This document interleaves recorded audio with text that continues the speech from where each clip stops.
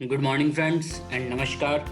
मैं हूं Shivam Singhal, agree trainer. स्वागत करता हूं आप सभी लोगों का एक बार फिर से हमारे एग्री ट्रेनिंग प्रोग्राम में। दोस्तों, आज हम लोग बात करने वाले हैं इसेंशियल प्लांट न्यूट्रिएंट्स की। ऐसे न्यूट्रिएंट्स जो कि पौधों के विकास और उनकी ग्रोथ के लिए अति आवश्यक हैं, बहुत ज़्यादा जरूरी हैं।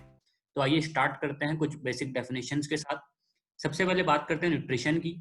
न्यूट्रिशन एक ऐसी प्रोसेस है जिसमें कि प्लांट्स न्यूट्रिएंट्स को एब्जॉर्ब करते हैं, उनको अपने अंदर प्लांट्स के अंदर ट्रांसलोकेट करते हैं और फिर उनका समावेश कर लेते हैं।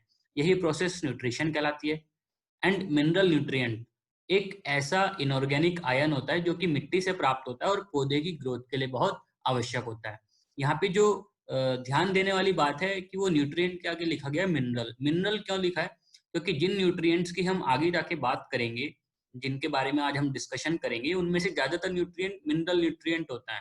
मतलब वो मिट्टी से एब्जॉर्ब किए जाते हैं और मुख्यतः वो खनिजों से प्राप्त होते हैं, मिनरल्स से प्राप्त होते हैं, इसलिए उनको मिनरल न्यूट्रिएंट बोला है। बट उनमें से कुछ ऐसे हैं जो कि कार्बन, हाइड्रोजन, ऑक्सीजन, जो कि मिनरल्स नहीं हैं। तो इसेंशियल न्यूट्रिएंट्स में इन तीनों को छोड़ के बाकी सब मिनरल न्यूट्रिएंट होते हैं। अगर हम इसेंशियलिटी की बात करें, इनको इसेंशियल बोला क्यों है, मतलब इनको ही अति आवश्यक क्यों बोला है? पौधों के अंदर तो लगभग 30 या 60 तक भी न्यूट्रिएंट्स हो सकते हैं, डिपेंडिंग ऑन कि हम किस पौधे की बात कर रहे हैं। इवन उससे ज्यादा भी हो सकता है, बट कुछ ही न्यूट्रिएंट्स को इसेंशियल बोला है। उसके लिए एक क्राइटेरिया है। नंबर वन, कि अगर इनमें से किसी न्यूट्रिएंट की डेफिशिएंसी हो जाए पौधों के अंदर, तो पौधे के लिए वेजिटेटिव एंड रिप्रोडक्टिव स्टेज को कंप्लीट कर पाना लगभग असंभव हो जाता है। मतलब वो पौधा ग्रोथ कर ही नहीं पाएगा अगर इनमें से किसी की कमी हो जाए तो। नंबर टू, जिस न्यूट्रिएंट की डेफिशिएंसी हो जाती है, कमी हो जाती है, उसको तभी पूरा किया जा सकता है जब उस पर्टिकुलर न्यूट्रिएंट को आप सप्लाई करें, तभी उसकी कमी को दूर किया जा सकता है। एंड नंबर थ्री, ये जो भी न्यूट्रिएंट्स हैं जिनको एसेंशियल बोला गया है, उनका पौधों के ऊपर डायरेक्टली इन्फ्लुएंस होता है। वो प्लांट्स के न्यूट्रिशन में एंड मेटाबॉलिज्म में डायरेक्टली इन्वॉल्व होते हैं।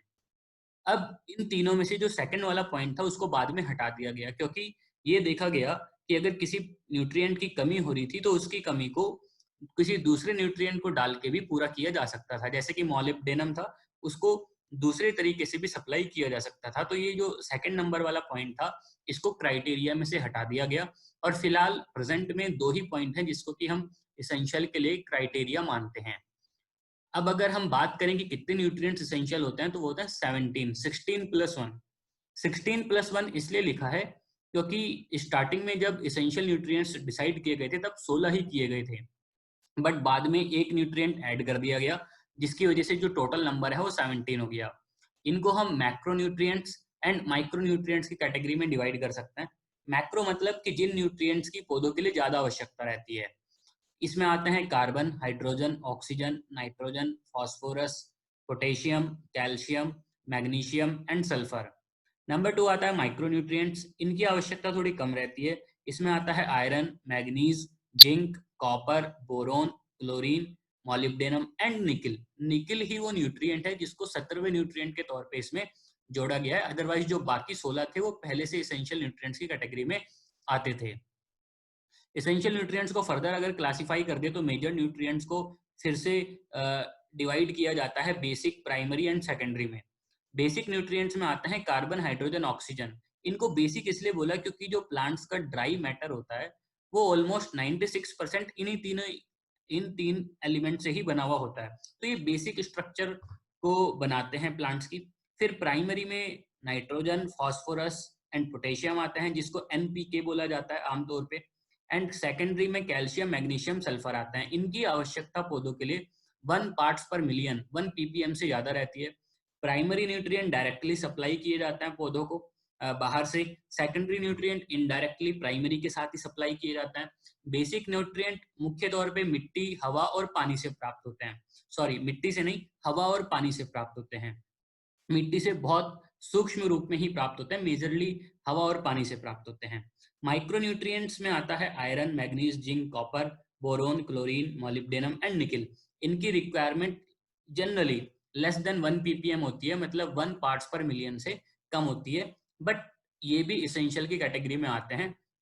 इनकी कमी हो जाए तो भी प्लांट को दिक्कत हो सकती है, और अगर इनकी एक्सेस हो जाए तो भी प्लांट को कुछ दिक्कत हो सकती है। फर्दर एक डिफरेंट कैटेगरी बनाई गई फंक्शनल न्यूट्रिएंट की। इसेंशियल से थोड़ा आगे बढ़ के ये देखा गया कि कुछ मिनरल न्यूट्रिएंट्स ऐसे हैं जो कि प्लांट्स के मेटाबॉलिज्म में फंक्शन करते हैं, भले ही वो फंक्शन स्पेसिफिक है कि नहीं है, बट वो मेटाबॉलिज्म में काम करते हैं। तो 4 न्यूट्रिएंट्स और ऐड कर दिए गए, sodium, cobalt, vanadium and silicon. तो इन चारों को और बाकी जो पहले 17 न्यूट्रिएंट्स थे, इन सबको मिला के बोला गया फंक्शनल न्यूट्रिएंट्स। तो 16 प्लस 1 प्लस 4 टोटल मिला के 21 न्यूट्रिएंट्स हैं जिनको कि फंक्शनल न्यूट्रिएंट बोला जाता है। मतलब कि ये प्लांट्स के मेटाबॉलिज्म में फंक्शन करते हैं और कहीं ना कहीं उसकी ग्रोथ को इफेक्ट करते हैं, पौधे की ग्रोथ के लिए आवश्यक हैं। अब अगर हम इनके रोल की बात करें कि इन न्यूट्रिएंट्स का पर्टिकुलरली पौधों के अंदर रोल क्या होता है, तो सबसे पहले बात नाइट्रोजन की आती है। पौधे में, एक स्वस्थ पौधे में 1 से लेके 5% तक नाइट्रोजन हो सकती है। और ये पौधों के द्वारा एनायन यानी NO3- देन कैटायन NH4+ और नॉन आयनिक फॉर्म में एमाइड्स में भी एब्जॉर्ब की जा सकती है। इम्पॉर्टेंटली या मेनली इसका जो काम होता है वो पौधों को डार्क ग्रीन कलर प्रोवाइड करना होता है, इम्पार्ट्स करना होता है। फिर प्रोटीन, एमिनो एसिड्स इनका ही इसेंशियल कॉन्स्टिट्यूएंट होता है। लीफी वेजिटेबल्स फॉडर क्रॉप्स की क्वालिटी एंड सक्यूलेंस को इम्प्रूव करने का काम करता है। एंड वेजिटेटिव ग्रोथ मतलब वानस्पतिक विकास को इनकरेज करता है, पौधे की शाखाएं, पत्तियां, इन सब की ग्रोथ को बढ़ाता है। फॉस्फोरस की बात करें तो स्वस्थ पौधे में 0.1 से 0.4% तक हो सकता है। और ये पौधे के द्वारा किस फॉर्म में एब्जॉर्ब किया जाएगा वो डिपेंड करता है कि मिट्टी का, सॉइल का पीएच क्या है। अगर मिट्टी एसिडिक है तो H2PO4- मतलब एनायन की फॉर्म में रहता है। न्यूट्रल है तो HPO4 2- अगेन एनायन की फॉर्म में रहता है। एंड अगर एल्कलाई है तो PO4 3- ये भी एनायन की फॉर्म में रहता है। बट कौन सा एनायन होगा वो डिपेंड करता है कि मिट्टी का पीएच क्या है। इसके रोल की बात करें तो मेजरली ये रूट ग्रोथ को गवर्न करने का काम करता है, एनर्जी स्टोरेज का काम करता है, पौधों के अंदर डिजीज से लड़ने की क्षमता, रोग प्रतिरोधक क्षमता बढ़ाता है। नाइट्रोजन अगर ज्यादा हो जाए तो उसको काउंटरैक्ट करता है। पौधे की जड़ों में रूट नोड्यूल्स को इंप्रूव करता है, राइजोबिया की एक्टिविटी को इनहेंस करता है। एंड ग्रेन टू भूसा के रेशियो को इंक्रीज करता है। मतलब किसी फसल में ग्रेन कितना बनेगा, अनाज कितना बनेगा और भूसा कितना बनेगा, तो इस रेशियो को बढ़ाता है जिससे कि अनाज ज्यादा बने, भूसा कंपैरेटिवली कम बने। और स्ट्रॉक को मजबूत करता है जिससे कि हमारी फसल की लॉजिंग की टेंडेंसी कम हो जाए। लॉजिंग अर्थात कि फसल हम देखते हैं बाद में जाके गिर जाती है, तो फसल के झुकने की, गिरने की दिक्कत ना हो, उसके लिए फास्फोरस इंपॉर्टेंट है। अगर हम नाइट्रोजन एंड फास्फोरस को ब्रीफ में समझना चाहें तो हम एक लाइन में समझ सकते हैं कि जमीन से नीचे का जो ग्रोथ है वो सब फास्फोरस गवर्न करता है और जमीन से ऊपर की ग्रोथ नाइट्रोजन गवर्न करता है। मतलब जमीन के नीचे जितनी भी जड़ों वगैरह की ग्रोथ है वो सब फास्फोरस की जिम्मेदारी है, और ऊपर पत्तियां, शाखाएं, डार्क ग्रीन कलर, ये सब नाइट्रोजन की जिम्मेदारी है। आगे पोटेशियम की बात करें तो एक स्वस्थ पौधे में 0.1 से 0.5% तक हो सकता है। कैटायन की फॉर्म में इसको एब्जॉर्ब किया जाता है K+ की फॉर्म में। स्टोमेटा के मूवमेंट को रेगुलेट करता है। स्टोमेटा मतलब पत्तियों के ऊपर छोटे छोटे छिद्र होते हैं जो कि खुलते और बंद होते रहते हैं, जिससे कि वाटर लॉस होता है। ट्रांसपिरेशन को रिड्यूस करता है। ट्रांसपिरेशन मतलब वही जो वाटर लॉस होता है जो कि वाष्प की फॉर्म में निकल जाता है पत्तियों की सरफेस से, उसको रिड्यूस करने का काम कर रहा है पोटेशियम। फोटोसिंथेटिक रेट को इंक्रीज करने का काम कर रहा है, पौधों की रोग प्रतिरोधक क्षमता बढ़ा रहा है, वाटर बैलेंस को रेगुलेट कर रहा है। एंड स्टार्च और शुगर के फॉर्मेशन के लिए बहुत आवश्यक है। मतलब कि कोई ऐसी फसल जिसमें कि स्टार्च का कंटेंट ज्यादा रहता है, जैसे कि आलू, उसके लिए पोटेशियम बहुत ज्यादा रिक्वायर्ड होता है और इम्पॉर्टेंट है बहुत ज्यादा। कोई ऐसी फसल जिसमें शुगर का कंटेंट हमें नहीं चाहिए ज्यादा, जैसे सिट्रस फ्रूट्स हैं, तो उसके लिए पोटेशियम की उतनी इंपॉर्टेंस नहीं होती है। कैल्शियम, ये स्वस्थ फसल में 0.1 से 0.2% तक हो सकता है। कैटायन की फॉर्म में एब्जॉर्ब किया जाता है Ca2+। और इसका जो रोल है, ये structural component and cell wall का मेन कॉन्स्टिट्यूएंट है। सेल प्लेट फॉर्मेशन के लिए हाईली रिक्वायर्ड रहता है, ऑर्गेनिक एसिड्स को न्यूट्रलाइज करता है। एंड रूट टिप्स अर्थात की ग्रोइंग पॉइंट्स जो हैं उनको एक्टिवेट करने के लिए इसेंशियल होता है। मैग्नीशियम, ये स्वस्थ पौधे में 0.1 से 0.4% तक हो सकता है। कैटायंस की फॉर्म में एब्जॉर्ब किया जाता है मिट्टी से Mg2+। एंड क्लोरोफिल का बहुत इंपॉर्टेंट कॉन्स्टिट्यूएंट है। अगर हम क्लोरोफिल की स्ट्रक्चर देखेंगे तो उसमें मैग्नीशियम बीच में रहता है, क्रोमोसोम्स का कॉन्स्टिट्यूएंट है।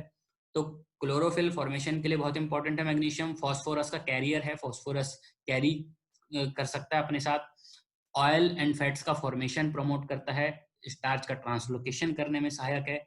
सल्फर की अगर बात करें तो ये स्वस्थ पौधे में 0.1 से 0.4% तक हो सकती है।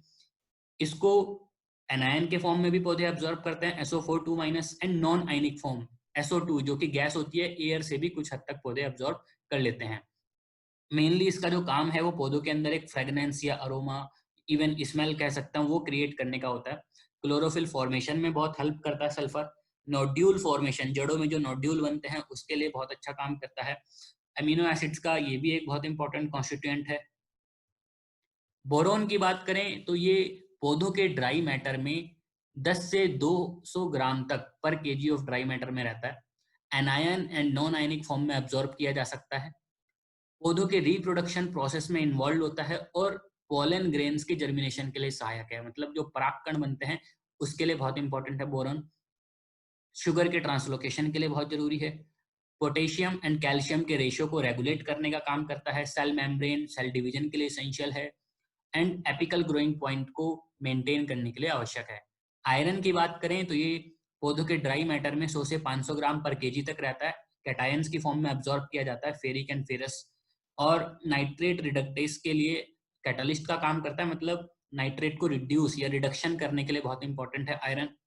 एंड क्लोरोफिल के सिंथेसिस में एक्टिवेटर का काम करता है, ऑक्सीजन को कैरी करने का काम करता है आयरन। मैग्नीज की बात करें तो पौधों के ड्राई मैटर में 25 से 500 ग्राम पर केजी तक रहता है। अगेन ये भी कैटायन की फॉर्म में एक्सचेंज किया जाता है। एंड इसका रेस्पिरेशन एंड क्लोरोप्लास्ट की स्ट्रक्चर में बहुत इंपॉर्टेंट रोल है। क्लोरोफिल को फॉर्मेशन के लिए बहुत इंपॉर्टेंट है मैग्नीज। जिंक की बात करें तो जिंक 20 से लेके 150 ग्राम पर केजी ऑफ ड्राई मैटर में रहता है और ये भी कैटायन की फॉर्म में एब्जॉर्ब किया जाता है। Zn2+ वाटर अपटेक के लिए बहुत एसेंशियल है। बायोसिंथेसिस ऑफ हार्मोन्स के लिए रिक्वायर्ड रहता है। कॉपर की बात करें तो 5 to 20 ग्राम पर केजी ऑफ ड्राई मैटर का भाग होता है। कैटायन की फॉर्म में अगेन एब्जॉर्ब किया जाता है Cu2+। एंड फ्लावरिंग के लिए बहुत इंपॉर्टेंट है कॉपर। डेवलपमेंट ऑफ ग्रेन, अनाज का जो डेवलपमेंट होता है उसके लिए बहुत इंपॉर्टेंट होता है। इलेक्ट्रॉन ट्रांसफर में पार्टिसिपेट करता है। मॉलिब्डेनम की बात की जाए तो वो 0.2 से 2 मिलीग्राम पर केजी ऑफ ड्राई मैटर के फॉर्म में रहता है। एनायन की फॉर्म में इसको एब्जॉर्ब किया जाता है, MoO4 2-। एंड नाइट्रोजन फिक्सेशन में इसका बहुत इंपॉर्टेंट रोल रहता है। क्लोरीन 100 से 500 ग्राम पर केजी ऑफ ड्राई मैटर की फॉर्म में होता है ये। एंड क्लोराइड्स एनायन की फॉर्म में एब्जॉर्ब किया जाता है पौधों के द्वारा, Cl-। एंड फोटोसिंथेटिक रिएक्शन के लिए बहुत आवश्यक है। निकिल जो कि लास्ट हमारा इसेंशियल न्यूट्रिएंट है, वो पौधों के ड्राई मैटर में 1 से 10 मिलीग्राम पर केजी तक रहता है और कैटायन की फॉर्म में ही मिट्टी से एब्जॉर्ब किया जाता है, Na2+।